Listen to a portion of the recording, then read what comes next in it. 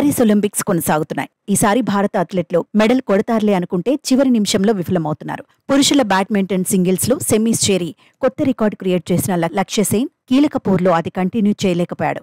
సునాయాసంగా గెలవాల్సిన మ్యాచ్ను అనవసర తప్పిదాలతో చేజార్చుకున్నాడు.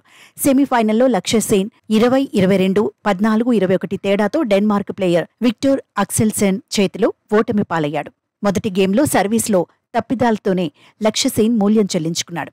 3 పాయింట్లు వెనుకంజలో ఉన్న విక్టర్ తన అనుభవంతో పుంజుకొని విజయాన్ని అందుకున్నాడు. ఇక లక్ష్య సేన్ సోమవారం జరిగే కాంస్య పోర్లో తలపడనున్నాడు. ఆ మ్యాచ్లో గెలిస్తే కాంస్య పథకం దక్కనుంది. అయితే సెమీస్లో ఒత్తిడికి లోనవడంతోనే లక్ష్య సేన్ ఓడిపోయాడని అర్థమవుతోంది.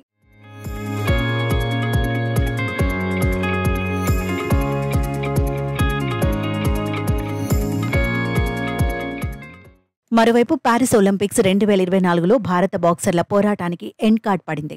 అద్భుత ప్రదర్శనతో 75 కిలోల క్వార్టర్ ఫైనల్ చేరి మెడల్పై ఆశలు రేకెత్తించిన లవ్లీనా బోర్గోహైన్ నిరాశపరిచింది. క్వార్టర్లో లవ్లీనా 1-4 తేడాతో చైనా బాక్సర్ లీ కియాన్ చేతిలో ఓటమిని చూసింది.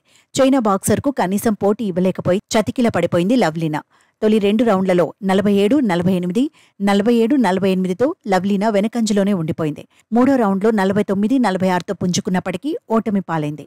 మరోవైపు 5 జడ్జీలలో 4 లవ్లీనాకు వ్యతిరేకంగానే స్కోర్ను ఇచ్చారు. ఇక ఈ మ్యాచ్లో లవ్లీనా గెలిచి ఉంటే కనీసం భారత్కు కాంస్య పథకం దక్కి ఉండేదే. ఇక చైనా ప్లేయర్పై ఓటమి తర్వాత లవ్లీనా ప్యారిస్ ఒలింపిక్స్లో భారత బాక్సర్ల పోరాటం ముగిసినట్లయింది.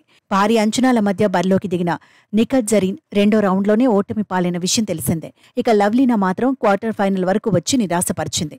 ఇక పురుషుల బాక్సింగ్లో నిషాంత్ దేవ్ క్వార్టర్ ఫైనల్లోనే వెనుతిరిగాడు.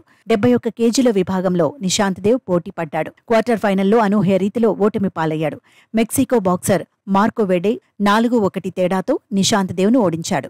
తొలి రౌండ్లో ఆధిక్యం ప్రదర్శించిన నిషాంత్ దేవ్ వరుసగా 2 రౌండ్లలో మెరుగైన ప్రదర్శన కనబర్చాడు. కానీ జడ్జీలు ప్రత్యర్థి బాక్సర్ మార్కోకు అనుకూలమైన తీర్పిచ్చారు.